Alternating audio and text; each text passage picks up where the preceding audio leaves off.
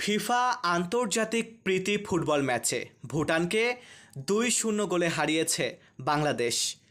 দেশের মাটিতে প্রথমবার নেমেই গোল পেয়েছেন প্রিমিয়ার লিগে খেলা হামজা চৌধুরী। অপর গোলটি করেন সোহেল রানা। বুধবার ৪ জুন জাতীয় স্টেডিয়ামে মুখোমুখি হয় দুদল। ৪ বছরেরও বেশি সময় পর এই ভেন্যুতে গড়ায় আন্তর্জাতিক ফুটবল ম্যাচ।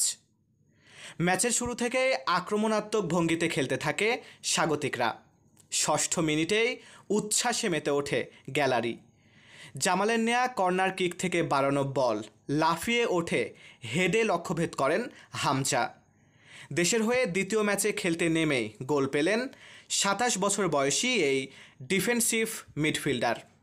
১-০তে লিড নিয়ে বিরতিতে যায় বাংলাদেশ।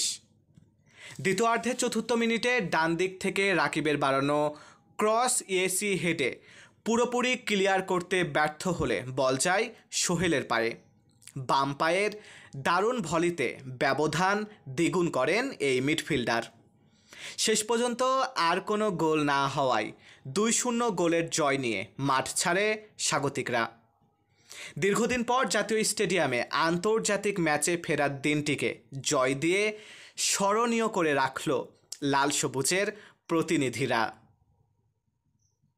মারুফ হাসান বিশাল, বাংলার ১০।